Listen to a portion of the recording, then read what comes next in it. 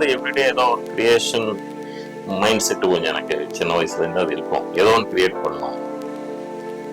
சாய் சார்ன்றது ஆக்சுவலா எங்க அண்ணா, அவரு very legendary national award winner. ஆக்சுவலா ஒரு படம் இந்த மாதிரி ஒரு டிபார்ட்மெண்ட் சம்பந்தப்பட்ட ஒரு படம், அது ஃபியூச்சர்ல வந்து அது ஒரு டிஃபரன்ஸா இருக்கணும் எல்லாருக்குமே. அந்த காம்படிஷனை தாண்டி கூட நம்ம நிற்க முடியும்.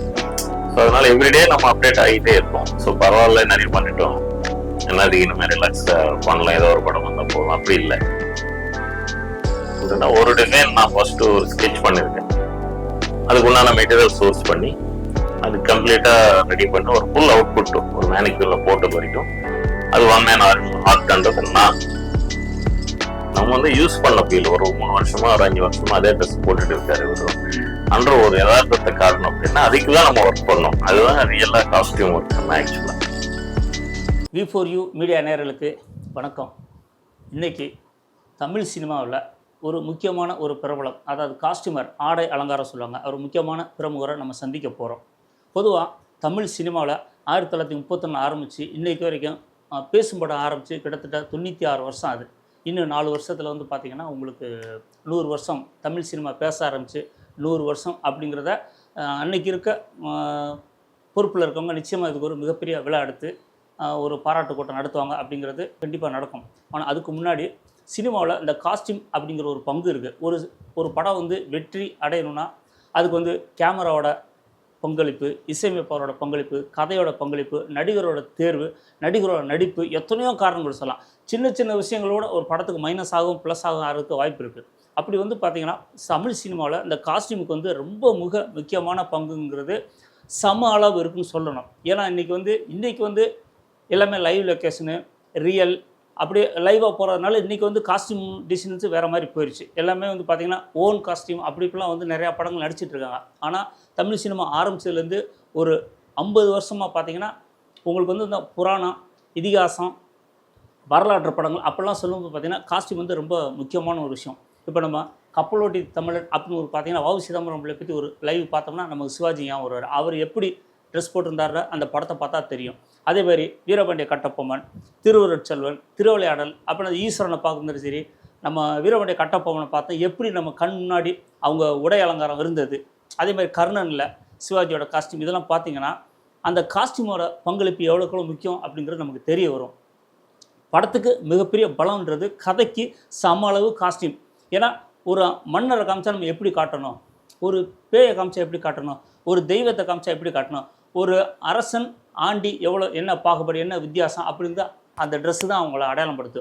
ஆள் பாதி ஆடை பாதின்னு சொல்லுவாங்க.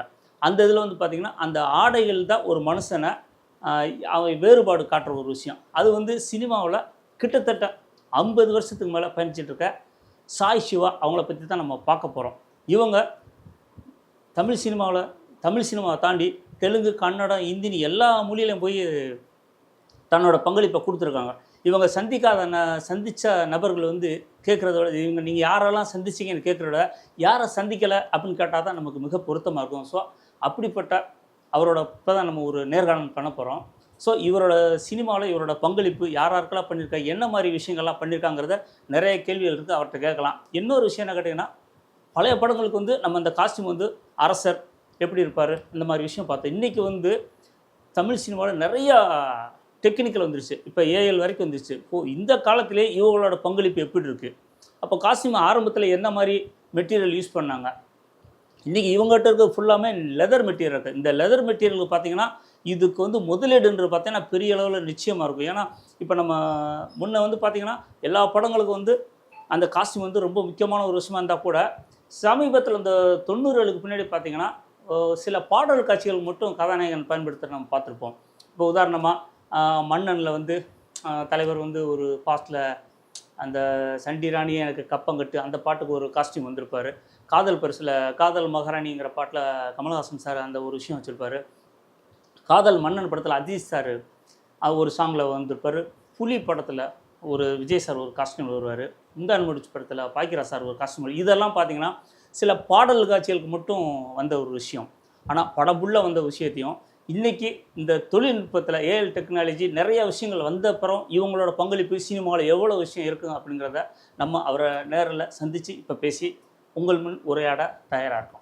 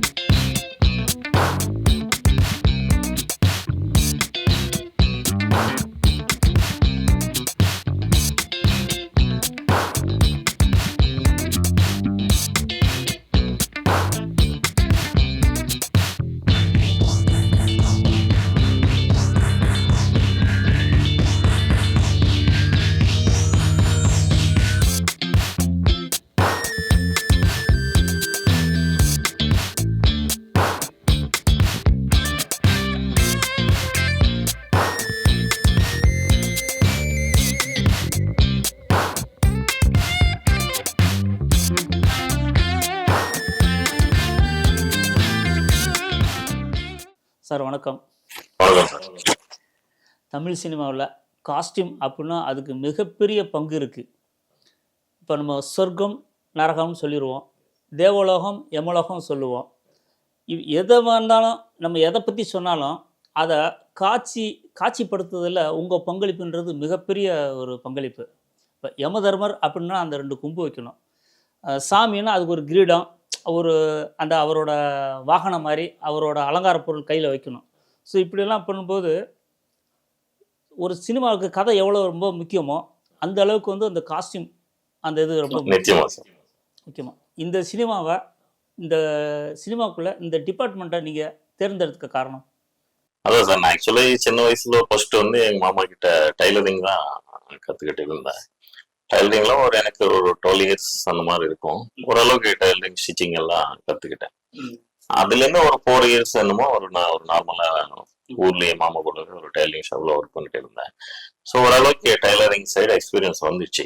எனக்கு வந்து எவ்ரிடே ஏதோ ஒரு கிரியேஷன் மைண்ட் செட் கொஞ்சம் எனக்கு சின்ன வயசுல இருந்து அது இருக்கும். ஏதோ ஒன்று கிரியேட் பண்ணணும், ஏதோ ஒரு பேப்பர் எடுத்துட்டு இன்னொன்னு ஏதோ காப்பி பண்ண ஒரு வரையிறது, ஸ்டிச்சிங்லயே ஏதோ ஒன்று செப்பரேட்டா ஸ்பெஷலா பண்ணணும், ஏதாவது ஒரு படத்துல பார்த்து அது காப்பி பண்ணி பண்ணணும். இந்த மாதிரி ஒரு நிறைய இன்ட்ரெஸ்ட் எனக்கு. அந்த மாதிரி ஏதோ ஒன்று பண்ணணும். சரி, ஸோ இது வந்து நம்ம பயன்படுத்தணும்னா இதுக்கு சினிமா தான்.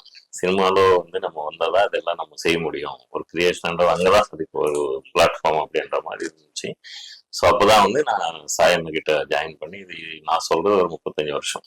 அவர் ஆல்ரெடி லெஜெண்டரி, அப்பவே லெஜெண்டரி காஸ்டியூம் ஒரு 55 வருஷம் மேலே அவர் இருக்காரு சினிமால. எத்தனையோ அச்சீவ்மெண்ட் அவர் பண்ணியிருக்காரு.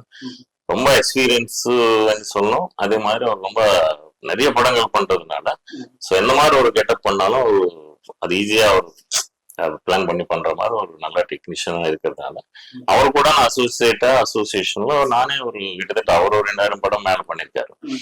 நான் வந்து அவர் கூட ஜாயின் பண்ணதுக்கு அப்புறம் நானே அவர் கூட பண்ணதே ஒரு 1000 படம் கண்டிப்பா இருக்கும். ஸோ இந்த எக்ஸ்பீரியன்ஸ் எனக்கு ரொம்ப யூஸ் ஆயிடுச்சு. நிறைய எனக்கு சொல்லி கொடுத்து நிறைய கத்து கொடுத்துருக்காரு. சினிமா இண்டஸ்ட்ரியிலையும் ஈக்குவலா அவருக்கு உண்டான வேல்யூ எனக்கும் எல்லாரும் டைரக்டர்ஸ் கிட்டையும் ப்ரொடியூசர்ஸ் கிட்டையும் ஒரு கரெக்டான ஒரு இடம் எனக்கு அமைச்சு கொடுத்துட்டு ஒரு இண்டஸ்ட்ரியில இன்னைக்கு கூட அந்த ரெஸ்பெக்ட் எனக்கு அவர் வாங்கி கொடுத்துருக்காரு. நான் அப்படியே அது காப்பாத்துக்கிட்டு இன்னும் என்ன பண்ணணும். இப்போ யூஸ்வலா சினிமால நிறைய விஷயங்கள் வந்து பண்ணிட்டு இருக்கோம். எத்தனையோ பேர் நமக்கு முன்னால எத்தனையோ காஸ்டியூம் டிசைனர்ஸ், ஆர்ட் டைரக்டர்ஸ் நிறைய பேர் பண்ணிருக்காங்க. ஆனா எவ்ரி டைம் அது மாறிட்டே வருது, அப்டேட் ஆகிட்டே இருக்கு. இருந்தாலும் அதுக்கு உண்டான ஒரு ஸ்டார்டிங் பாயிண்ட் வந்து நமக்கு சொல்லி கொடுத்த குரு அவங்க என்ன சொல்லி கொடுத்தாங்களோ அதுதான். அது வந்து நம்ம டெவலப் பண்றோம், இன்னும் அப்டேட் ஆகும். ஸோ இதுதான் அதுல இருக்கிற விஷயம். தமிழ் சினிமாவில் சார், தமிழ் சினிமாவில், இந்திய சினிமாவில் எல்லாரும் பார்த்தீங்கன்னா நடிக்கணும்னு நிறைய ஆசைப்படுவாங்க, டைரக்டர் ஆகணும்னு ஆசைப்படுவாங்க. ஆனால் அந்த சினிமாவுக்குள்ள வந்து நிறைய டிபார்ட்மெண்ட் இருக்குது. ஆனால் இந்த நடிக்கிறதுக்கும் டைரக்டருக்கும் நிறைய ஆளுங்க வந்து குமியுவாங்க. டைரக்டர் சான்ஸ் தேடி நிறையா அலையிற நான் பார்த்துருவோம், நடிப்பு சான்ஸ் தேடி நிறையா அலையிற பார்த்துருவோம். ஆனால் இந்த costume designers, makeup, editing, camera, நிறைய மியூசிக், எத்தனையோ டிபார்ட்மெண்ட் இருக்குது. அதுக்கெல்லாம் அதிகமாக யாரும் வரமாட்டேறாங்க. ஏன்னா இதில் இருக்க நுணுக்கமே எனக்கு இங்கே வந்து பார்த்தப்பறம் தான் தெரியுது. வெளியிலேருந்து பார்க்குறோம், என்னென்னமோ சொல்லிட்டு போயிடும், என்னடா காஸ்டியூமு பிரமாதமாக இருக்குது, நல்லா இருக்குன்னு சொல்லிட்டு போயிடும். ஆனால் இங்கே வந்து பார்க்கும்போது இந்த மெனக்கடல்ங்கிறது பார்க்கப்பட்டு எனக்கே ரொம்ப ஷாக் ஆச்சு. ஒரு டிசைன் பண்ணுறதுக்கு நீங்கள் எவ்வளோ மெனக்கடுறீங்க அப்படிங்கிறத பார்க்கும்போது ரொம்ப எனக்கு ஷாக்காக இருக்குது. ஸோ இந்த டிசைன்ஸ் பண்ணும்போது இப்போ நான் வந்து பார்த்த அளவுக்கு பார்த்தீங்கன்னா மினிமம் ஒரு 10-15 பேர் வச்சு வேலை செய்வீங்களா? ஆக்சுவலா இது இப்போ நான் பண்ணது இந்த ப்ரொசீஜர் பண்ணதே காரணம் என்னன்னா சார், இது ஒரு ஒன் மேன் ஆர்ட். உண்மை நாட்டா? எப்படி சார் சாத்தியம்? ஒரு ஒன் மேன் ஆர்ட்ன்ற ஒரு கான்செப்ட் வச்சுதான் இந்த ஸ்டுடியோ இப்போ நான் ஓபன் பண்ணியிருக்கேன் ஆக்சுவலா. ரியலாவா? ஆமா சார். என்ன சார் ஆச்சு? இல்லை சார், பொதுவாக ஒரு படத்துக்கு வந்து எத்தனை டெக்னீஷியன் இருப்பாங்கன்னு தெரியும். பட் அந்த ஒவ்வொரு டெக்னீஷியன்ஸுக்குள்ளே எத்தனை பேர் இருக்காங்கிற விஷயம் தெரியும். இப்போ ஒரே ஆளுங்கிறது சாத்தியமா? எப்படி? அது சாத்தியம் தான் சார். நம்ம கொஞ்சம் முயற்சி பண்ணா கண்டிப்பா சாத்தியம் தான். அதை நான் செஞ்சு காட்டுறேன். இதான் இப்போ நீங்க பாக்குறது எல்லாமே வந்து அந்த மாதிரி விஷயம் தான். இது எல்லாமே என்னோட கையில ஒன் மேன் ஆர்ட் தான் பண்ணதுதான். ஆக்சுவலா இந்த ஒர்க் பண்றப்போ மினிமம் இந்த டெக்னிக்கல் எந்த ஒர்க் பண்றதுக்கு மினிமம் ஒரு 10 விதமான ஒரு டெக்னீஷியன்ஸ் இந்த வேலைக்கு தேவைப்படும். ஒரு லெதர் சூஸ் ஆரம்பிச்சு லெதர் டை பண்ணி லெதர் டூலிங் பண்ணி அதை அப்படியே ஆர்மரா சேஞ்ச் பண்ணி அது ஃபுல் அவுட்புட் கலரிங் பண்ணி, ஸோ இத்தனை டெக்னீஷியன்ஸ் இது உள்ள வரணும். காவலர் இதுக்கு தேவைப்படும், இந்த ஷூ தைக்கிறவர் தேவைப்படும். ஸோ இந்த மாதிரி விஷயங்கள் எல்லாமே வந்து ஒரு சின்ன ஒரு மிஷினரி எக்யூப்மெண்டோட எல்லாமே சிங்கிள் ஒன் மேன் ஆர்ட்னு இது ஒரு கான்செப்ட் வச்சு நான் பண்ணிட்டு இருக்கேன். ரீசெண்டா இப்பதான் ஒரு 3 years பேக்ல இருந்து ஒரு கோர்ஸ் எடுத்து முடிச்சு இது ஆல்மோஸ்ட் முடிஞ்சு. இதுக்கு தனி படிப்பு? ஆமா சார், படிப்பு. இது வந்து ஆன்லைன்ல தான் நான் ஆக்சுவலா ஒரு கோர்ஸ் எடுத்தேன். ஆக்சுவலா நம்ம இந்த வயசுல காலேஜ் எல்லாம் போய் இப்போ ஆல்ரெடி எனக்கு 50 years ஆயிடுது. இப்போ எல்லாமே உங்களுக்கு ஆன்லைன்ல ஆயிடுச்சு. எது இருந்தாலும் அப்படிங்கிற எளிதா தெரிஞ்சுக்கிற விஷயங்களும் எளிதா கத்துக்கிற விஷயங்களும் நிறைய வந்துருச்சு. அதனால நல்ல சோர்சஸ் இருக்கு. பட் இருந்தாலும் அந்த மெட்டீரியல்ஸ் கொஞ்சம் இங்க நமக்கு கிடைக்கிறது தான் கொஞ்சம் கஷ்டமா இருக்கு. இது ஆன்லைன் கோர்ஸ் படிச்சோம், வேலையில தெரிஞ்சுக்கிட்டோம். ஒன் மேன் ஆர்ட்ன்றத கண்டிப்பா ஒன் மேனா பண்ண முடியுது. கொஞ்சம் சில மெட்டீரியல்ஸ் எல்லாம் ஃபாரின்ல இருந்து வர வைக்க வேண்டியது இருக்கு. அப்படி பண்ணதான் இந்த அவுட்புட் வருது ஆக்சுவலா. ஸோ இதுதான் சார். பொதுவாக எல்லா துறையிலையுமே அந்த நீங்கள் என்ன சாதிச்சீங்க அப்படின்னு கேட்பாங்க. அதுக்கான ப்ரூஃப் அப்படிங்கிறத பார்த்தீங்கன்னா யாரை என்ன செஞ்சீங்கிற விஷயம் சொல்லுவாங்க. இப்போ நம்ம ஸ்டுடியோக்குள்ள வந்து பார்த்த வரைக்கும் இந்திய சினிமாவில் எல்லா மொழியிலையும் பண்ணியிருக்கீங்க, எல்லா உச்ச நட்சத்திரங்கள் பண்ணீங்க. நீங்கள் யாரோட ஒர்க் பண்ணல அப்படிங்கிற ஒரு கேள்வி எனக்கு இருக்குது. யாரோட ஒர்க் பண்ணலன்னு அப்படின்னு உங்களால் சொல்ல முடியுங்களா? ஆல்மோஸ்ட் எல்லா ஆர்டிஸ்டோடையும் பண்ணக்கூடிய ஒரு வாய்ப்பு கிடைச்சது சார். எல்லாரோடையும் ஒர்க் பண்ணோம். இன்னைக்கும் அந்த ரெஸ்பெக்டோட சீனியர் ஆர்டிஸ்ட்ல இருந்து இப்போ வர அப்கமிங் ஆர்டிஸ்ட் வரைக்கும் நம்மளோட கலந்து வேலை செஞ்சுட்டு இருக்கிறோம். அது ஆன்வன் புண்ணியத்துல அது நம்மளுக்கு ஆன்வன் நல்லா அமைச்சு கொடுத்துருக்காரு. இன்னும் தொடர்ந்து போயிட்டே இருக்கும். ஸோ இத்தனை வருஷமா இந்த ஒர்க்லோ காஸ்டியூம் ஒர்க்லோ இருந்து இப்ப ஏதாவது புதுசா ஒண்ணு பண்ணணும். இப்ப பிரசன்ட் ட்ரெண்டே வந்து இப்போ நீங்க பாத்தீங்கன்னா அந்த warrior movies, Baahubali, Ponniyin Selvan, so இந்த மாதிரி ஒர்க் இப்போ நிறைய தேவைப்படுது சார் இண்டஸ்ட்ரி, ஃபிலிம் இண்டஸ்ட்ரிக்கு. So costume readymade, modern costume, fancy காஸ்டியூம்ங்கிறது இப்போ நிறைய ரெடிமேடாவே நிறைய வந்துருச்சு அந்த ஆப்ஷன். உதாரணத்துக்கு ஏதோ ஒரு ஃபேன்சியா ஒரு சாங் ஒரு ட்ரெஸ் வேணும் அப்படின்னா நம்ம கஷ்டப்பட வேண்டிய வேலை இல்லை. அப்படியே போன்ல போட்டாலே டிசைன் வருது. டிசைன் டைரக்டர்ஸ் அனுப்புறோம். டைரக்டர் பார்த்து இது ஓகே, இந்த கலர் பண்ணுங்கன்னு கேமராமேன் சொல்றாரு. என் கலர் டோன் இதான ஒரு கலர் பேலட்டும் கொடுத்துடுறாரு. ஸோ அது நம்ம அப்படியே ஆன்லைன்ல செலக்ட் பண்ணி சேவ் அப்படியே ஆன்லைன்லயும் வர வைக்கிறாங்க. ஸோ இந்த மாதிரி ஒரு ஈஸினஸ் வந்து எங்களுக்கு இப்போ காஸ்டியூம்ல வந்திருக்கு. ஸோ இது இப்படியே கண்டினியூ பண்றது இல்லாம இன்னும் ஒரு ஸ்டெப் தாண்டி நம்மளா இறங்கி வேலை செய்யற மாதிரி ஒரு விஷயம் வேணும்னா ஸோ இந்த மாதிரி ஒரு லெதர் கிராஃப்ட் ஒர்க் பண்ணாதான் எனக்கு கரெக்டான்னு சொல்லி நான் இது இப்போ கோர்ஸ் எடுத்து. ஓகே சார், ரொம்ப நல்ல ஒரு விஷயம், நல்லாவும் இருக்குது. எனக்கு இதை பார்க்கும்போது நிறையா தமிழ் படங்கள் ஞாபகம் வருது. ஏன்னா இந்த உள்ளே இருக்க காஸ்டியூம்ஸ்லாம் அந்த இதெல்லாம் பார்க்கும்போது சில பாடல் காட்சியில் நம்ம சூப்பர் ஸ்டாராக இருக்கட்டும், உலகநாயகனாக இருக்கட்டும், அஜித் சார், விஜய் சார் இருக்கட்டும், இவங்களாம் பாக்கியராஜ் சார் உட்பட அந்த பாடல் காட்சி கூட ஒரு கனவு பாடலாக இருக்கும். அந்த பாடல் காட்சிக்கு அந்த ராஜா மாதிரி ட்ரெஸ் போட்டு வருவாங்க இல்லையா, இதெல்லாம் உள்ளே பார்க்கும்போது எனக்கு அந்த ஞாபகம்லாம் வந்தது. இப்போ புலி படம் ஃபுல்லாக நம்ம தான் புது படம் அண்ணனோட நாங்க பண்ணோம்.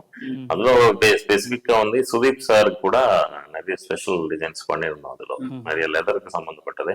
எனக்கு ஆக்சுவலா இந்த லெதர் கிராஃப்ட் மேல இன்ட்ரெஸ்ட் வர்றதுக்கு அந்த படம் தான். டைரக்டர் சிம்புதேவன் சார் வந்து ரொம்ப ஃப்ரீடமா வாங்குவாரு எங்ககிட்ட. சாயனும் சரி நானும் சரி, அவர் ரொம்ப இன்ட்ரெஸ்டிங்கா இந்த மாதிரி விஷயங்கள் ஸ்பெஷலா ஏதாவது பண்ணணும்ன்ற இன்ட்ரெஸ்ட்ல சொல்லி கொடுப்பாரு. ஸோ அதுக்கு நிறைய ரிசர்ச் பண்ணி அந்த ஒர்க் பண்றப்பதான் எனக்கு இந்த ஆக்சுவல் இந்த லெதர் கிராஃப்ட் அண்ட் இன்ட்ரெஸ்ட் அதுல இருந்து ஆரம்பிச்சது. ஸோ அது லக்கியா வந்து அதுக்கப்புறம் நிறைய படங்கள் வந்து இப்போ இந்த சோஷியல் மூவிஸ் தாண்டி ஃபேண்டசி மூவிஸ், வாரியர் மூவிஸ், இந்த மாதிரி விஷயம், அதாவது இப்போ நான் பண்ற ஒர்க் சம்பந்தப்பட்ட விஷயங்கள் நிறைய யூஸ் பண்ணக்கூடிய சப்ஜெக்ட்ஸ் நிறைய எடுக்கிறாங்க இப்போ. ஸோ அது இப்போ எனக்கு ரொம்ப அட்வான்டேஜ். ஒரு விஷயம் ஒரு வாரியர் ரெடி பண்ணணும் அப்படின்னா டக்குன்னு எனக்கு ஃபோன் பண்ணுவாங்க, ஆர்டர் பண்ணுவாங்க. நான் அதுக்கு உண்டான டைம் பேசிட்டு இது கண்டிப்பா அவங்களுக்கு சாட்டிஸ்ஃபைடா பண்ணி கொடுக்குற அளவுக்கு நான் எங்க எல்லாமே நான் இப்போ அதனோட எக்ஸ்பீரியன்ஸ் ஆயிட்டு. எனக்கு இந்த புலி படம் வந்து இன்றைக்கும் ஆச்சரியமாக இருக்குது. ஏன்னா அந்த படத்தில் வந்து ஒரு வேற்று கிரக மனிதர்கள் அப்படின்னு சொல்லி ரொம்ப குள்ள உருவமாக காட்டுவாங்க. அப்போ அதுக்கெல்லாம் அந்த காஸ்டியூம் டிசைன்ஸ் வந்து இப்போ யோசிச்சு பார்க்குறேன், இதுக்கெல்லாம் எப்படி பண்ணியிருப்பாங்க. இது ஏதோ தொழில்நுட்பம், ஒரு நவீன டெக்னாலஜி வச்சு பண்ணியிருக்காங்கிறது தெரிஞ்ச விஷயந்தான். அப்போ இருந்தாலும் அதை திரை வடிவில் நம்ம சினிமா பார்வையாளர் பார்க்கும்போது, ஒரு சினிமா ரசிகனை பார்க்கும்போது எனக்கு இன்னமும் அதில் வந்து ஒரு ஆச்சரியமாக தான் இருக்குது. கண்டிப்பா ஆச்சரியம் தான் சார். இருக்குன்னா அதுல லில்லி புட்ஸ் பண்ணிருக்காங்க. லில்லி புட்ஸ் மீன்ஸ் ஒரு சின்னதா அந்த மாதிரி ஸ்கிரீன்ல வந்து ஒரு இவ்வளவுதான் அந்த ரோபோ சங்கர், ஆர்த்தி இவங்க எல்லாம் வந்து அந்த மாதிரி ஒரு கெட்டப் பண்ணிருக்காங்க. பட் அது என்ன, அது கேமரால ஒரு சின்னதே பெருசு பண்ணாலும் காஸ்டியூம்ன்றது லைவ் சைஸுக்கு பண்ணிதான். அது வந்து ஆர்ட் முத்ரா சார் தான் அதனோட டிசைன்ஸ் எல்லாம் அவர் தான் பண்ணி கொடுத்தது. அதுக்கு உண்டான மோல்டிங்ஸ், அந்த இலையெல்லாம் ரப்பர் மோல்டிங்ல எடுத்து கொடுத்து அதுக்கப்புறம் அதை நாங்க காஸ்டியூம் கன்வெர்ட் பண்ணி அது பண்ணிருக்கோம். ஸோ அதே ஒரு ஃபேண்டசியான ஒர்க்கு தான். சினிமாவில் இரட்டை இயக்குநர்கள்னு சொல்லி கிருஷ்ணன் பஞ்சு, ராபர்ட் ராஜசேகர், வாசு பாரதி இப்படியெல்லாம் பார்த்துருக்கோம். அதே இசையமைப்பாளரில் லட்சுமிகாந்த் பேரலால், சங்கர் கணேசன் தான். ஆனால் காஸ்டியூமரில் சாய் சிவா அப்படிங்கிறது ஒரு புதுசாக இருக்குது. இப்போ சிவா சார் எத்தனை வருஷம் இதில் பயணம், சாய் சார் எத்தனை வருஷம் பயணம் அப்படி சொல்ல முடியுங்களா? சாய் சார்ன்றது ஆக்சுவலாக அண்ணா அவரு very legendary national award winner. ஆக்சுவலா நான் லாஸ்ட் 2021 மர்க்காரன் ஒரு படம், நானும் அந்த படத்துல அவர் கூட ஒர்க் பண்ணிட்டு இருந்தேன். அதுக்கு நேஷனல் அவார்டு வாங்கியிருக்காரு. அவர் ஆல்மோஸ்ட் எனக்கு தெரிஞ்சு பிளாக் அண்ட் ஒயிட் படத்தை பத்தி கூட அவர் சொல்லுவார். அதெல்லாம் அந்த அளவுக்கு எக்ஸ்பீரியன்ஸ். சாவித்ரமா அந்த டைம்ல அவர் அசிஸ்டண்டா சினிமா துறைக்கு வந்தாரு. ஒரு 50 வருஷம் எக்ஸ்பீரியன்ஸ் அவர். நான் அவரு கூட ஜாயின் பண்ணி ஆல்மோஸ்ட் 36 இயர் இப்போ ரன்னிங் போயிட்டு இருக்கேன். ஸோ அவர் கூடவே நான் ஒரு 1000 படம் மேல ஒர்க் பண்ணியிருக்கேன். ஸோ எல்லாமே எனக்கு கற்றுக் கொடுத்து இன்னைக்கு சினிமா பிளாட்ஃபார்ம்ல அவர் எனக்கு எந்த அளவுக்கு அவர் எந்த ரூட்ல எனக்கு கொண்டு வந்து எந்த லெவலில் வச்சிருக்காருன்னா அது உண்மையிலேயே அவருக்கு ரொம்ப ரொம்ப நன்றி கடமைப்பட்டிருக்கிறேன். உங்களுக்கு சவாலான படங்கள் ஏதாவது இருக்கா சார்? இப்போ இன்னைக்கு வந்து சினிமா ரொம்ப எளிதாக போச்சு. எல்லாருமே பார்த்தீங்கன்னா லைவ் லொக்கேஷனு, ஓன் காஸ்டியூம் அப்படி போட்டு பண்ணிட்டு இருக்காங்க. ஏதாவது உங்கள் பீரியட் படம் எடுக்கணும், ஒரு உண்மை சம்பவத்தை அடிப்படை அப்படிங்கும்போது தான் உங்களுக்கு மெனக்கடல், அதுக்கான அதிகமாக செலவழிக்க டைம் எடுத்து ரொம்ப கரெக்டாக பண்ணணுங்கிற ஒரு விஷயத்த பண்ணுவீங்க. உங்களுக்கு சவாலான படங்கள் ஏதாவது இருக்குங்களா சார்? நம்ம இப்போ வரைக்கும் நீங்கள் ஒரு 36 வருஷம் பயணிச்சதில் இந்த படம் பண்ணுறதுக்கு நாங்கள் இவ்வளோ சிரமப்பட்டோம், அந்த டிசைன்ஸ் கிடைக்கல, அதுக்கான அப்படி ஏதாவது இருக்கு? அது இருக்கு சார். ஆக்சுவலாக சாயன் பண்ணுற படம் நான் எனக்கு தெரிஞ்சு நான் ஒரு 30 years பேக் காலாபாணியான ஒரு படம் 94 சிறைச்சாலை, பிரியதர்ஷன் டைரக்டர். அது ஆக்சுவலா அந்த டைம்ல அவங்க கூகுள் எல்லாம் இன்னும் இந்தியாவுக்கு வரல. கூகுள் சர்ச் பண்றதோ அதுக்கு உண்டான ரெஃபரன்ஸ் எடுக்கிறதுக்கு சான்ஸ் இல்லை. அப்போ வந்து இவர் ஷாவு சீரியல்ஸ் தான் ஆர்ட் டைரக்டர். இருந்தாலும் அவங்க அந்த லைப்ரரியில இந்த புக்ஸ் எல்லாம் எடுத்து அந்த ரெஃபரன்சஸ் எடுத்து அது கம்ப்ளீட்டா அந்தமான் ஜெயிலுக்கு சம்பந்தப்பட்ட ஒரு சப்ஜெக்ட். ஸோ அப்போ இருக்கிற இந்தியன் போலீஸ் எப்படி இருக்காங்க, பிரிட்டிஷ் போலீஸ் ஆபீசர் எப்படி இருக்காங்க, ஸோ இந்த மாதிரி நிறைய விஷயங்கள் இருக்கு. அது ஒவ்வொரு விஷயமும் நம்ம பார்த்து தான் பண்ணணும். இந்த பேட்ஜஸ்ல இருந்து அவங்க போடுற பெல்ட்ல இருந்து இதுக்குன்னா அது உண்மையா நடந்த சம்பவம். அந்தமான் ஜெயில்ன்றது உண்மையா இந்த சுதந்திர போராட்டத்துல காந்தி போயிருக்காரு அங்க, அந்த மாதிரி நிறைய விஷயங்கள் அங்க நடந்தது. அப்ப எல்லாம் ரியலா அந்த ஆபீசர்ஸ் எப்படி இருக்காங்க. அதுல பிரியன் சார் வந்து ஃபாரின் ஆபீசர்ஸையும் இன்ட்ரடியூஸ் பண்ணிருக்காரு. ஆபீசர்ஸா பிரிட்டிஷ் ஆளுங்களாம் நிறைய பேர் அதெல்லாம் நடிச்சிருக்காங்க. ஸோ அதுக்கு நிறைய ரிசர்ச் பண்ண வேண்டியது. அப்போ வந்து இந்த சோர்ஸ் இல்லை, இந்த கூகுள் பார்த்துட்டு செக் பண்றதுக்கு எதுவுமே இல்லை. புக்ஸ் படிக்கணும்னா நமக்கு இந்தியாவில அந்த அளவுக்கு அதிகம் அந்த அளவுக்கு இல்லை. நம்ம இங்க பிரிண்ட் பண்ண புக்ஸ் இங்க எடிஷன்ஸ் தான் நிறைய இருக்கும், தவிர இங்கிலீஷ் மேகசின்ஸ் எல்லாம் ரொம்ப கம்மி தான். ஸோ அப்போ கொஞ்சம் அந்த பழைய லைப்ரரிஸ் பழைய படங்கள் எல்லாம் பார்த்துட்டு அதை வச்சு கொஞ்சம் ரிசர்ச் பண்ணி மேட்ச் பண்ணி தான் பண்ணணும். எல்லாமே கிரியேட் பண்ணணும். ஒரு பிரிட்டிஷ் அது பெரிய சவாலான விஷயம் தான். இப்போ நம்மளே பாட புத்தகங்களில் வந்து ஒரு வரலாற்று தலைவரை பற்றி படிக்கும்போது எழுத்து மூலமாக ஒரு ஃபோட்டோ மட்டும் வைப்பாங்க, மீதெல்லாம் நம்ம படிச்சுக்கிறோம். அது எப்படி இருக்குங்கிறத நம்ம யூகிச்சு பார்க்க முடியாது. ஆனால் நீங்கள் வந்து அந்த கூகுள் இல்லாத காலத்தில் அதை புக்கில் படித்து அப்படிங்கும்போது ஒரு ஃபோட்டோஸ் வச்சுருக்கோம், அதை வச்சு நீங்கள் கிரியேட் பண்ணி நம்ம கண் முன்னாடி கொண்டு வந்திருப்பீங்க. நீங்கள் சொன்ன படம் வந்து தமிழில் சிறைச்சாலைன்னு வந்துச்சோ? சிறைச்சாலை சார், பிரபு சாரும் மோகன்லால் சாரும் அந்த படம். டபு தான் ஹீரோயினும். பேசிக் படம் வந்து அந்த அந்தமான் ஜெயில் பத்தி தான் அது எடுத்திருக்காங்க. ஸோ அவங்க எப்படி அந்த கைதிகள் எல்லாம் எப்படி அனுபவிச்சிருக்காங்க அந்த இதெல்லாம் அப்படின்னு எழுதியிருக்காங்க. அதெல்லாம் மெயின் இம்பார்ட்டண்டா வந்து ரொம்ப கஷ்டமான விஷயம் என்னன்னா ஒரு பிரிட்டிஷ்க்கு உண்டான பேட்ஜஸ் உள்ள அந்த பிரிட்டிஷ் அந்த நேவி ஆபீசர்ஸ் அந்த பேட்ஜஸ் எம்ப்ராய்டரி அதுக்கெல்லாம் டீட்டெயிலாக நம்ம கிட்ட இல்லை ஆக்சுவலா இங்க சோர்ஸ் இல்லை. இன்னைக்கு கூகுள்ல தட்டினாலே வந்து என்ன பேட்ஜ் போட்டு எல்லாமே ஈஸி ஆயிடுச்சு ஒர்க்கு. ஸோ காஸ்டியூம் பண்றது அப்போ வந்து அந்த டைம்ல பண்றதுதான் எனக்கு கஷ்டம் தோணுது ஆக்சுவலா. இப்போ நான் பார்த்த வரைக்கும் எல்லாமே லெதர் மெட்டீரியலாக இருக்குது. இப்போ புராண படங்கள் பழைய படங்களில் பார்க்குறோம். அப்போ அந்த மெட்டீரியல் லெதராக இருக்க வாய்ப்பு இல்லை. ஏன்னா அது வந்து நமக்கு ஓரளவுக்கு பார்க்கலே தெரியுது. இப்போ இது பார்க்கும்போது இதுக்கான முதலீடுன்றது மிகப்பெரிய அளவில் இருக்குமே சார். இது எப்படி சார் நமக்கு சரியாக வருதா? இப்போ சமீபத்துல கொஞ்சம் சேஞ்சஸ் என்னன்னா சார், பழைய படங்களுக்கு இதுக்கு சான்ஸ் இப்போ டிஃபரன்ஸ் என்னன்னா டிஜிட்டலா மாறினதுக்கு அப்புறம் எல்லாமே ஒரு ரியாலிட்டி தேவைப்படுது, ஒரு நேச்சுரலா விஷயம்லாம் தேவைப்படுது. இதுக்கு முன்னாடி வந்து அந்த நம்ம பழைய படத்துல வந்து ஒரு ஷைனிங் ஒரு கோல்டு மெட்டீரியல் அப்படின்னு பாத்தீங்கன்னா அது ஒரு லெதர் மாதிரி ஒரு துணியெல்லாம் ரெடி பண்ணி காமிச்சாலும் அதுல மேட்ச் ஆயிடும். இப்போ ரொம்ப டீட்டெயிலா எடுத்து காட்டுது இந்த டிஜிட்டல் வந்ததுக்கு அப்புறம். அந்த லெதரோட டெக்ஸ்சர் கூட நமக்கு அதுல தெரிய வேண்டியதா இருக்கு. இங்க ஏதோ ஒரு ஆர்மர் போட்டிருக்காரு அப்படின்னா அது கேமரா க்ளோஸ் அப் வைக்கும் போது இது லெதர் டெக்ஸ்சரா இல்ல துணியில தச்சிருக்காங்களா கூட ஆடியன்ஸோட கண்டுபிடிக்க முடியுது. ஸோ இப்போ வந்து மெட்டீரியல் சைடு ரொம்ப கேர்ஃபுல்லா பண்ணணும். கண்டிப்பா நம்ம ரிசர்ச் பண்ணி மெட்டீரியலுக்கு தான் ரொம்ப இம்பார்ட்டன்ஸ் கொடுக்கணும். இப்போ ஒவ்வொரு காலகட்டத்திலும் சினிமா வந்து கதையிலையும் சரி, கேமரா தொழில்நுட்பத்திலும் சரி, இசையிலேருந்து எல்லாமே வெவ்வேறு கட்டத்துக்கு போயிட்டுருக்கு. இப்போ காஸ்டியூமில் வந்து பழைய படங்களை புராண படங்களை பார்த்துருப்போம், மன்னர்கள் படம் பார்த்துருப்போம். அப்போ அவங்க காஸ்டியூம் டிசைன் எப்படி எப்படி மெட்டீரியல் யூஸ் பண்ணணும் உங்களுக்கு தெரிய முடியுது. இன்றைக்கி நவீன டிஜிட்டல் காலம் வந்துருச்சு, ஏஎல்னு புதுசாக வந்துருச்சு. இந்த கட்டத்தில் உங்கள் பங்களிப்பு இதுக்கு சவாலாக இருக்கா இல்லை எளிதாக எங்களால் கையாள முடியுது? ஏன்றது கண்டிப்பா சவால்னு சொல்ல முடியாது சார். பட் அதுல பண்ற சம் டிசைன்ஸ் வந்து நம்ம ஒர்க் பண்ணும்போது அது உண்மையிலேயே சவாலா தான் இருக்கு. அது டிஜிட்டலா அவங்க ஸ்கிரீன்லோ அது எப்படியாவது அந்த டெக்னாலஜில டிசைன்ஸ் பண்றாங்க.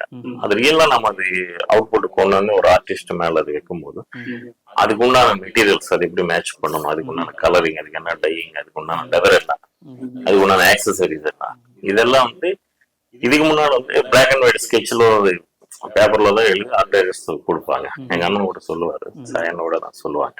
ஆர்ட் டைரக்டர்ஸ் தான் ஒரு காலத்துல காஸ்டியூம் டிசைனர் ஆக்சுவலா அவங்களே வரைஞ்சு கொடுப்பாங்க. இந்த கேரக்டர் இப்படி இருக்கும், இந்த கேரக்டர் இப்படி இருக்கும். இது வந்து அப்படி இருந்தது அப்படின்னு சொல்லுவாங்க. அதுக்கப்புறம் கொஞ்சம் கொஞ்சமா ஃபாரின் மேகசின்ஸ் எல்லாம் வர ஆரம்பிச்சாச்சு. சோ அதுல இருந்து நம்ம கொஞ்சம் காப்பி பண்ணி பண்ணிட்டு இருந்தோம். இப்ப அதையும் தாண்டி ஏன்னு ஒரு விஷயம் வந்துச்சு. இதை காப்பின்னு சொல்லாம அதை ஒரு மாடலாக எடுத்துட்டு இதை உதாரணம் வச்சுட்டு இதை விட நம்ம பெட்டராக பண்ணணும் அப்படி சொன்னால் தான் சரியாக இருக்குது. ஏன்னா இப்போ பொதுவாக படங்கள் வந்து நம்ம தமிழ் சினிமாவில் வந்து பார்த்திங்கன்னா எல்லா டிபார்ட்மெண்ட்டும் பெரிய சவால் இருக்குது. டைரக்டர், ஆக்டிங், கேமரா எல்லாருமே ஒருத்தர் பண்ணல இதை விட நம்ம பெட்டராக பண்ணணும், இந்த படத்தில் இப்படி ஒரு சீன் வச்சுருக்கோம் இதை விட நம்ம பெட்டராக பண்ணணும், எல்லாமே பெட்டராக இருக்கும். நீங்கள் காப்பின்னு சொல்லாமல் அதை ஒரு மாடல் வச்சு இதை விட நம்ம பெட்டராக பண்ணணும் அப்படின்னு விஷயம் சொன்னீங்கன்னா சரியாக வரும்னு நான் நினைக்கிறேன். கண்டிப்பா சார், நீங்க சொன்னது 100% உண்மைதான். இப்போ நேத்து நம்ம பார்த்த படங்கள்ல ஒரு சீன் வந்து இன்னைக்கு இன்னொரு படத்துல பார்த்தோம்னா அதை நம்ம ரசிக்க மாட்டோம். இன்னைக்கு கண்டிப்பா வேற மாதிரி தான் காட்டணும். அது சினிமா ஒரு டைரக்டரோ கதையோ அது மட்டும் கிடையாது, எல்லா டெக்னீஷியன்ஸும் அப்படிதான் சினிமால. இல்லை அதெல்லாம் முன்னாடி இருந்தது அது பார்த்தீங்கன்னா ட்ரெஸ்ஸு நிறையா வச்சுருப்பாங்க. இந்த படத்தில் ஹீரோ ஒருத்தர் யூஸ் பண்ணியிருப்பார். அந்த ட்ரெஸ்ஸை பார்த்தீங்கன்னா அடுத்த 2 படத்தில் ஒரு வருஷம் அடுத்த வருஷத்தை பார்க்கும்போது குரூப் டான்ஸில் ஒருத்தர் போட்டிருப்பார். நம்ம பார்ப்போம் என்னடா இது ஹீரோ போடுற ட்ரெஸ் இந்த குரூப் டான்ஸில் அதை வீணாக்கக்கூடாது அப்படி தான் யூஸ் பண்ணுறாங்கன்னு நான் நினச்சிக்கிறது. ரிப்பீட் பண்ணுவாங்க. இப்போ வந்து ஆடியன்ஸ் ரொம்ப தெளிவாயிட்டாங்க. ஆமாம், அப்படியெல்லாம் ஏமாற்ற முடியாது அப்படிங்க. இன்னொன்று இப்போ இதில் நீங்கள் எத்தனை வருஷம் பயணிச்சிருக்கீங்க. அப்போ இப்போ உங்களை எந்த பார்வையில் நான் பார்க்குறேன். இப்போ நடிகர்கள் சில பேர் பயணிக்கிறாங்க, ஜெயிக்கிறாங்க, தோக்குறாங்க. டைரக்டர் டிபார்ட்மெண்ட் அப்படின்னு பார்க்கும்போது குறைஞ்சபட்சம் ஒரு 5 படம் 4 படம் ஒர்க் பண்ணிவிட்டு அவங்களோட ஒர்க்கை பார்த்து தான் அவங்களுக்கு இயக்குனர் வாய்ப்பு கிடைக்குது. இப்போ சமீபத்தில் இந்த 2010க்கு பின்னாடி பார்த்தீங்கன்னா ஷார்ட் ஃபிலிம் எடுத்துகிட்டு நேராக படம் எடுத்து அதில் சில பேர் ஜெயிச்சுறாங்க, சில பேர் வாய்ப்பு காண்டின்னு பயந்துட்டு இருக்காங்க. இவங்களுக்கெல்லாம் வந்து பார்த்திங்கன்னா இந்த உங்கள் அனுபவம் இருக்கு இல்லையா, நீங்கள் சொன்னோடனே டக்குன்னு அக்செப்ட் பண்ணிக்கிடுவாங்களே, இல்லை இப்படி தான் அப்படி தானே உங்களுக்கு எதுவும் ஆர்டர் பண்ணுவாங்களா? இல்லை புது இயக்குனர் வர்றாங்க இல்லையா, இப்போ அவர் சினிமாவுக்கு வந்து பார்த்தீங்கன்னா அதிகபட்சம் ஒரு 8 வருஷம் 9 வருஷம் இருக்கும். ஒரு 2 ஷார்ட் ஃபிலிம் எடுத்துகிட்டு படம்னு வந்துடுவாங்க. அப்போது அவங்க வந்து காஸ்டியூம் டிசைனர்னு போங்கிற வரையில் உங்களுக்கு எக்ஸ்பீரியன்ஸ் 36 வருஷம், அண்ணனுக்கு 55 வருஷம். அப்படிங்கும்போது இப்போ இந்த தலைமுறை வந்து நீங்கள் வந்து ஏறக்குறைய உங்கள் பையன் வயசில் இருப்பார். அவர் வந்து உங்களுக்கு இப்படி அப்படின்னு கேட்கும்போது நீங்க பண்றீங்க இல்லையா அந்த இது கண்டிப்பா சிங்க் ஆகுது சார். இதுக்குன்னா இப்போ வந்து புதுசா வரவங்கள வந்து நல்ல கிரியேஷனோட தான் வர்றாங்க. இதுக்குன்னு அவங்களுக்கு அந்த சான்சஸ் இருக்கு. இப்போ ஒரு காலத்துல நான் ஒர்க் ஜாயின் பண்ணும்போது சினிமால ஒவ்வொரு விஷயமும் நம்ம தெரிஞ்சுக்கிட்டு ஒரு எக்ஸ்பீரியன்ஸ்ல தான் ஒரு விஷயமா ஒரு ஸ்டெப்பா வந்திருக்கிறேன். சினிமால 30 வருஷம்னா அதுதான் இவ்வளவு எக்ஸ்பீரியன்ஸ் வர்றது இத்தனை டைம் ஆயிடுச்சு. இப்ப நீங்க சொல்றது என்னன்னா, இப்ப அந்த சோர்சஸ் வந்து எல்லாமே இருக்கு. இப்போ ஆன்லைன்ல அவங்க பாக்குறாங்க, ஒரு ஐடியா ரெஃபரன்ஸ் எடுத்துக்கிறாங்க. ஏதோ ஒரு கொரியன் மூவியனோ ஏதோ ஒரு ரெஃபரன்ஸ் ஈஸியா வருது. சோ அதை பார்த்துட்டு அது மேல என்ன டெவலப் பண்ணணும்னு அவங்களே வந்து மென்டலி ப்ரிப்பேர் ஆகுறாங்க. இப்போ நம்ம எக்ஸ்பிளைன் பண்றப்ப கூட இப்போ டைரக்டர் ஒரு விஷயம் எனக்கு தேவை அவர் மைண்ட்ல ஒண்ணு வச்சிருப்பாங்க. சோ அது நமக்கு எக்ஸ்பிளைன் பண்றது எப்படின்றது இப்போ கஷ்டம் இல்லை. சார் இப்படி இருக்கலாம் சார் அப்படின்னு ஒரு தட்டினாலே ஒரு போட்டோ ஏதோ ஒன்று வரும். சார் இப்படிதான், ஆனா நம்ம ஊருக்கு மேட்ச் ஆகிற மாதிரி இது பண்ணணும். சோ அதே ஒரு ஐடியா கொடுக்குறாங்க. சோ அது பேசிக்கா அது வச்சுக்கிறோம். இப்போ ஃபாரின்ல அந்த மாடல் போடுறது மாடர்னா வெஸ்டர்னா இருக்கு. அது நம்ம ஊருக்கு தகுந்த மாதிரி எப்படி மாத்துறோம், அந்த காம்பினேஷன் பேக்ரவுண்ட் எல்லாமே மாறும். அது ஒரு டிஃபரன்ஸா வச்சுட்டு இதுல இருந்து என்ன டெவலப் பண்ணணும், நம்ம ட்ரெடிஷனல் நம்மளோட கல்ச்சருக்கு எப்படி மேட்ச் ஆகும்ன்றது நம்ம யோசனை பண்ணிட்டு இருக்கோம். அது அப்படியே சக்சஸா போயிட்டு இருக்கு, ஒரு கன்ஃபியூஷன் இல்லை. இப்போ எல்லா நடிகர்களுக்கும் நீங்க இந்திய சினிமாவில் எல்லா மாநிலத்திலும் பண்ணிட்டீங்க. இந்திய நடிகர்களில் நல்லா இவருக்கு பண்ணது எங்களுக்கு ஒரு நல்ல நேம் கிடைச்சது, தமிழ்ல இவருக்கு பண்ணும்போது எங்களுக்கு நல்ல நேம் கிடைச்சது ஏதாவது ஒரு சொல்ல முடியுங்களா? கண்டிப்பா சார். அது வந்து ஆக்சுவலா ஹிந்தில வந்து சாயண்ணா வந்து பிரியதர்ஷன் டைரக்டரோட நிறைய படங்கள் ஆல்மோஸ்ட் ஒரு 30-40 ஹிந்தி படங்கள் பண்ணோம். கமல் சாரோட இந்த படம் தேவர மகன் கூட அனில் கபூர் சார் பண்ணார். பிரியதர்ஷன் சார் தான் இதுக்கு டைரக்டர். ஸோ அந்த மாதிரி அவர் கூட ஒரு 35-40 படம். இப்போ கூட கரண்ட்ல 2 படம் அக்ஷய் குமாரும் ஒரு படம் பூத் பங்களா அதோட 10ஆம் தேதி ரிலீஸ் ஆகுது. April 10th release. அதுக்கு அடுத்து இன்னொரு படம் சைஃப் அலி கான் வச்சு ஒரு படம். 2 படங்கள் இப்போ ரன்னிங்ல இருக்கு, ஆல்ரெடி போஸ்ட் ப்ரொடக்ஷன் போயிட்டு இருக்கு. அந்த மாதிரி பிரியன் சாரோட நிறைய ஹிந்தி படங்கள் வந்து 35-40 படங்கள் ஹிந்தியில பண்ணது. அந்த எக்ஸ்பீரியன்ஸ் நிறைய இருக்கு. அங்க கூட ரொம்ப கோஆபரேட்டா இருக்கும், ரொம்ப கோஆபரேட் பண்ணுவாங்க ஆர்டிஸ்ட் எல்லாம். அவங்க ரொம்ப சிம்பிள், வெரி சிம்பிளா ரொம்ப கோஆபரேட் பண்ணுவாங்க. அதே மாதிரி மணி சார் படம் பண்ணும்போது குரு இதெல்லாம் பண்ணும்போது அபிஷேக் பச்சன், ஐஸ்வர்யா இதெல்லாம் அந்த ஹிந்தியோட ஒரு டச் இருக்கு. அதுக்கப்புறம் தான் அண்ணனுக்கு வந்து நேஷனல் அவார்டு வந்ததுக்கு அப்புறம் இன்னும் அந்த பேர் இன்னும் அது அங்கீகாரம் தானே. ஏன்னா இந்த விருதுன்றது வந்து நம்மளை அடுத்த கட்டத்துக்கு எடுத்து போகிற ஒரு விஷயம். அப்போ சரியான விஷயங்கள் பண்ணாதான் அந்த விருது கிடைக்கும். எளிதாகவும் கிடைக்கிற விஷயம் இல்லை. ஏன்னா அந்த விருதுன்றது இப்போ ஒரு வருஷத்தில் இத்தனை படம் வந்திருக்கு, இத்தனை படத்தில் சிறந்த நடிகர், சிறந்த இயக்குனர் அப்படிங்கிற சிறந்த காஸ்டியூமர் அப்படின்னு தேர்ந்தெடுக்கும் போது நம்ம அங்கீகரிக்கப்படுறோம்.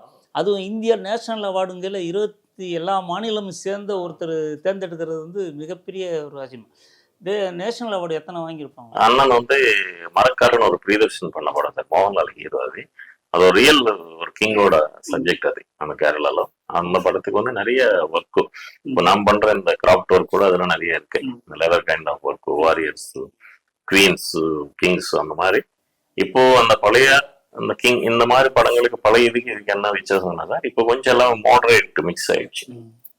கொஞ்சம் அந்த ரோமன் யூரோப்பியன்ஸ் இந்த மாதிரி லுக் எல்லாம் கொஞ்சம் நம்ம ட்ரெடிஷனலுக்கு சேஞ்ச் பண்ணி பண்றதுனால அந்த லுக் கொஞ்சம் மாறிடுச்சு. இல்லைன்னா அந்த இதுக்கு முன்னாடி பண்றது வேறதான் இதெல்லாம்.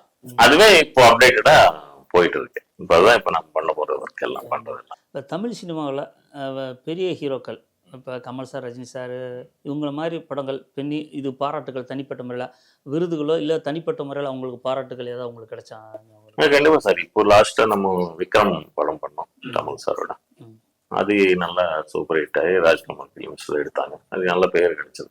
அமரன் கூட அதுக்கப்புறம் அதே கம்பெனில அமரனுக்கு கூட வாய்ப்பு கொடுத்தாங்க கமல் சார். அதுக்கும் உங்களே தெரியுமே, அது கம்ப்ளீட் ஆர்மி பேஸ்டு படம். ஆர்மி பேஸ்டுனாலும் அது ரொம்ப கேர்ஃபுல்லா பண்ணணும். ஏதோ ஒன்று போட்டு ஒரு ரேங்க் வச்சு பார்த்து பண்ணணும். எதுக்குன்னா ஒரு படம் இந்த மாதிரி ஒரு டிபார்ட்மெண்ட் சம்பந்தப்பட்ட ஒரு படம் அது ஃபியூச்சர்ல வந்து அது ஒரு ரெஃபரன்ஸா இருக்கணும் எல்லாருக்குமே. ஒரு ஆர்ட் டிபார்ட்மெண்ட் ஒர்க்கா இருக்கட்டும், காஸ்டியூம் ஒர்க்கா இருக்கட்டும், இது வந்து ஒரு ரெஃபரன்ஸ் ஃபியூச்சர்ல. இப்போ நாங்க பண்ண படங்களே சில பேர் வந்து, அதாவது எனக்கு தெரிஞ்ச அரண்மன் ஒரு படம் மோகன்லாலும் ஜீவா பண்ணியிருக்காங்க. அது ஃபுல் ஆர்மி காஷ்மீர் பேஸ் தான் அந்த படம். மேஜர் ரவி சார் தான் டைரக்டர். அதுக்கு அந்த படத்தோட போட்டோஸ் எடுத்துட்டு வந்து எங்ககிட்ட காஸ்டியூம் சார் இது ரெடி பண்ணணும் அப்படின்னு போட்டோஸ் எடுத்துட்டு வராங்க. சார் இந்த மாதிரி ஆர்மி லுக் பண்ணணும், இந்த மாதிரி பேட்ஜஸ் பண்ணி கொடுக்கணும். அப்ப நாங்க வந்து இது நாங்க பண்றதுல இதுக்கு இந்த போட்டோ இன்னும் ரேங்க் வேணும்னு சொல்லுங்க. இந்த மாதிரி உண்மையிலே நடந்தது. இப்ப நாங்க பண்ண டிசைன்ஸ் ரிப்பீட் எங்கள்கிட்ட வருது. அது எவ்வளோ பெரிய நமக்கு அங்கீகாரமாக இருக்கும். ஒரு மாடலுக்கு நம்ம ஃபோட்டோ நம்மள்கிட்ட எடுத்துகிட்டு வராங்க அப்படிங்கும்போது நான் பெத்த பிள்ளையா அது அப்படின்னு சொல்றதுக்கு ஒரு நமக்கு ஒரு தனி கெத்து இருக்கு அந்த இடத்துல.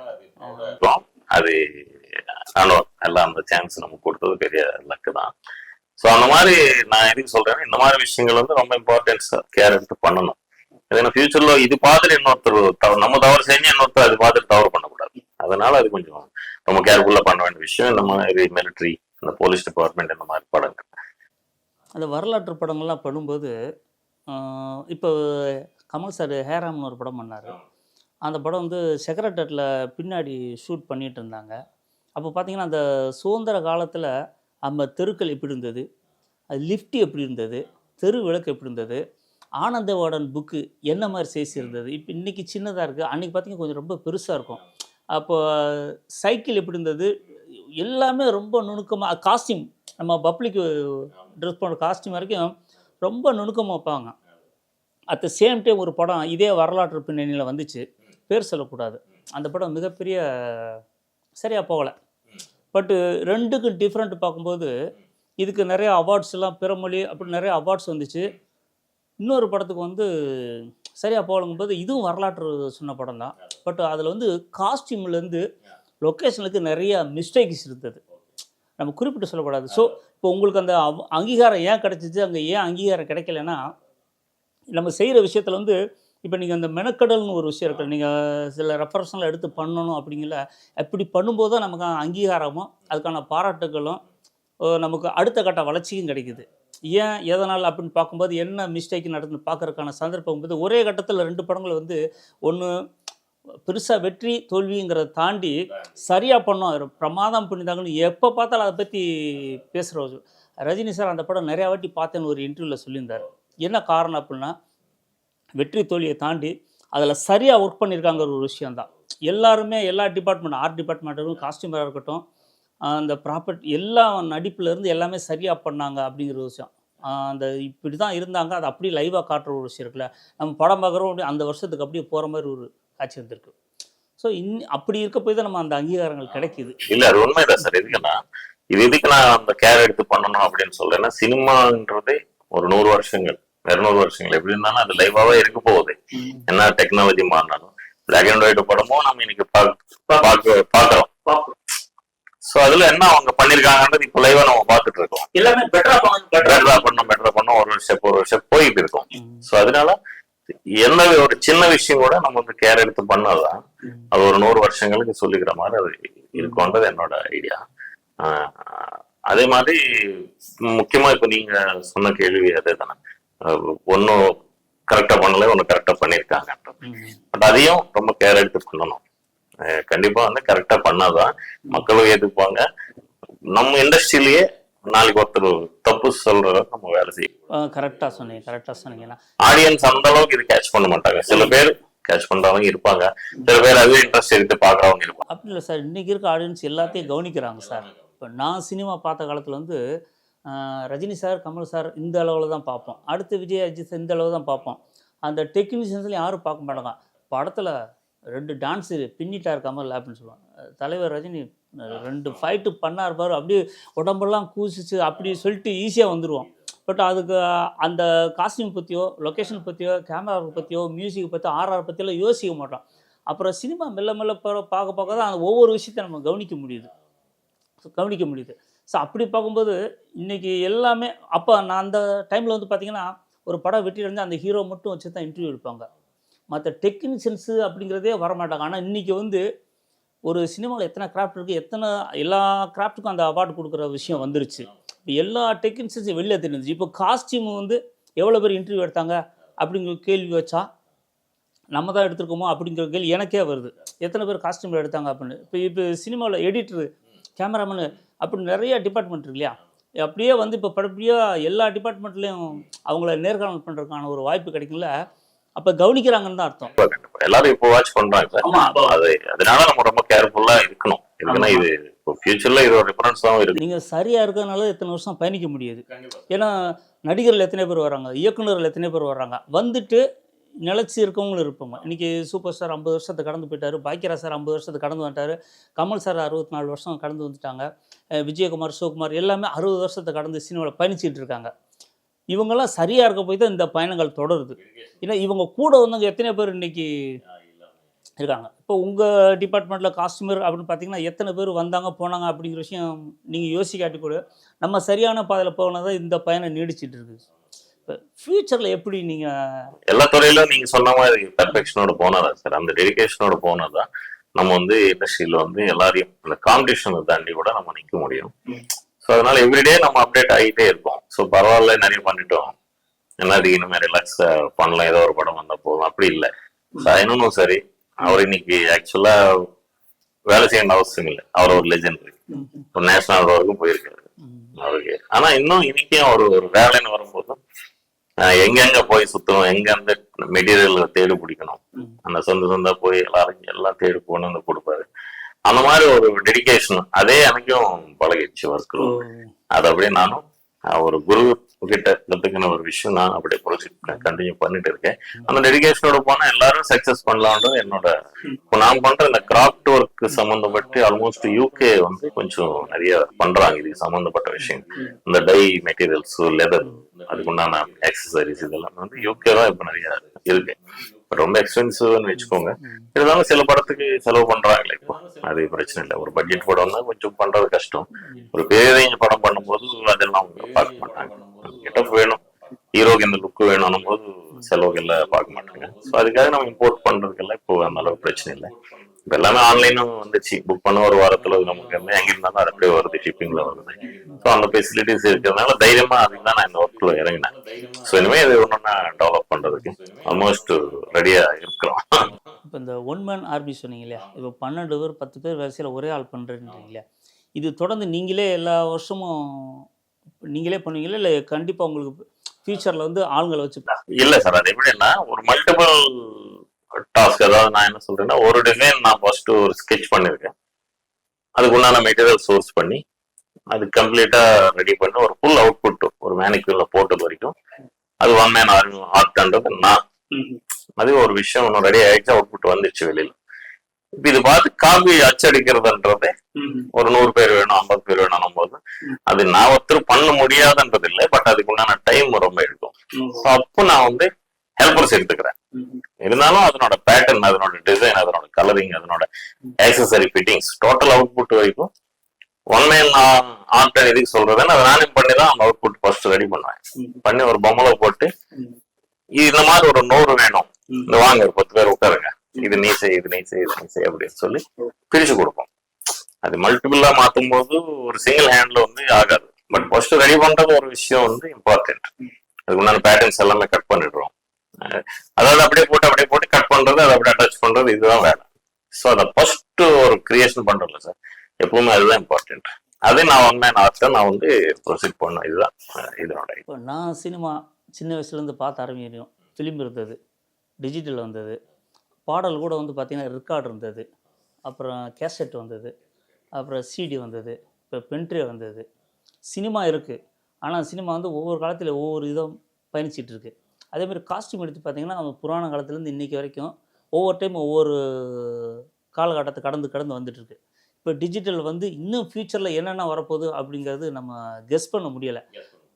இருந்தாலும் இனி ஃப்யூச்சரில் எப்படி நீங்கள் சமாளிப்பீங்க? அடுத்த கட்டத்துக்கு வந்து ஃபுல்லாகவே உங்களுக்கு மிஷினரி மாதிரி போயிடுச்சு. படமே சினிமாவே இப்போ வேறு பாதையில் பயணிச்சிட்டு இருக்கு.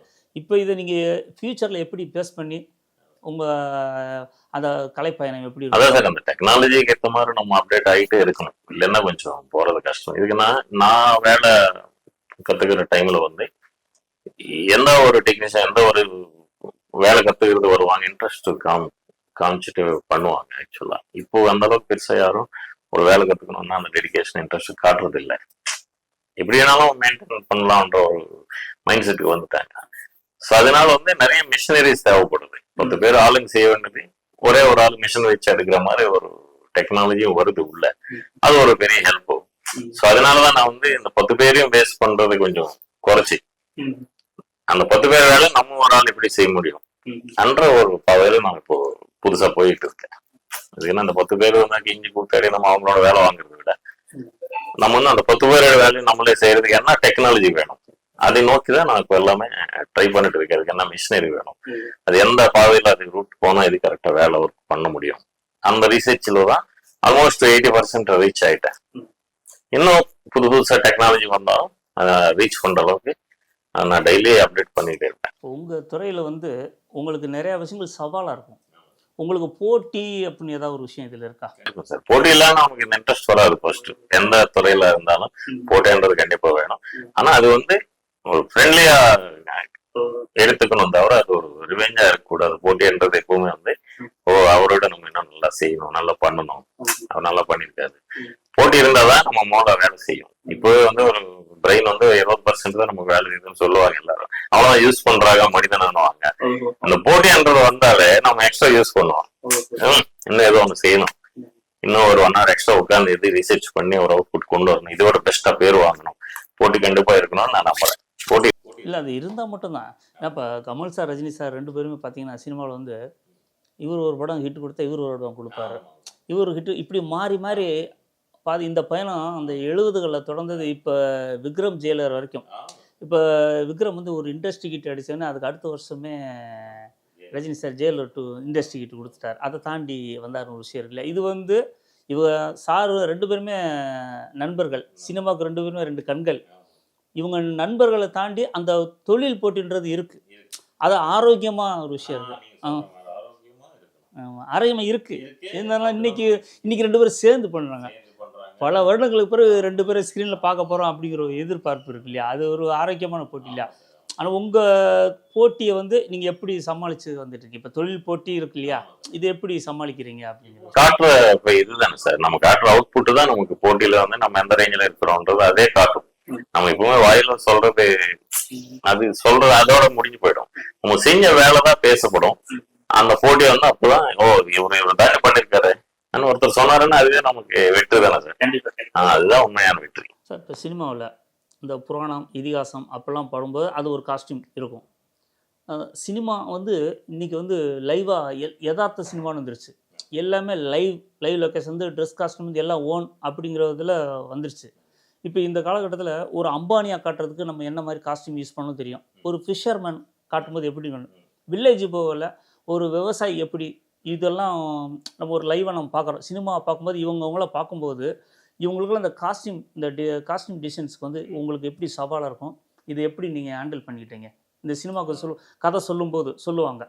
ஏன்னா அந்த ட்ரெஸ் கோடு வந்து டைரக்டர் இந்த கதைன்னு சொல்லிட்டாங்கன்னா, இப்போ இதுக்கெல்லாம் இந்த நான் இப்போ சொன்ன விஷயங்களுக்கெல்லாம் நீங்கள் எப்படி மேனேஜ் பண்ணி? கண்டிப்பாக இது முக்கியமான ஒரு கேள்வி சார். இதுல இந்த ரியாலிட்டி வந்து ரொம்ப முக்கியமாகி போச்சு. இப்போ இதுக்கு முன்னாடி யதார்த்தமான ஒரு ஸ்டோரி எடுத்துக்கிட்டு அது சினிமாவா மாற்றி நமக்கு வந்து ஆடியன்ஸ் காட்டுறது ஒரு டைம்ல இருந்துச்சு. இப்போ சினிமாவை வந்து ஒரு யதார்த்தத்துக்கு வந்துச்சு. ஒவ்வொரு கேரக்டரும் வந்து ஒரு யதார்த்தமா காட்டணும் என்ற மைண்ட் செட்ல டைரக்டர்ஸ்ல எல்லாமே இப்போ அதுதான் எதிர்பார்க்குறாங்க. ஸோ அதுக்கு நிறைய சஜஷன்ஸ் டைரக்டர்ஸ்ல இருந்து, கேமராமேன்ல இருந்து, ஒரு கலர் பேலட், அந்த கலர் பேலட்ல இருக்கிற மெட்டீரியல்ஸ் என்ன யூஸ் பண்ண போறோம். இதுக்குன்னா அந்த டிஜிட்டல் ஒன்னதுக்கு அப்புறம் எல்லாமே ஒரு டீட்டெயிலிங் வந்து நமக்கு அதுல ஒரு பக்காவா தெரியுது, ஆடியன்ஸ் கண்டுபிடிக்கிற அளவுக்கு தெரியுது.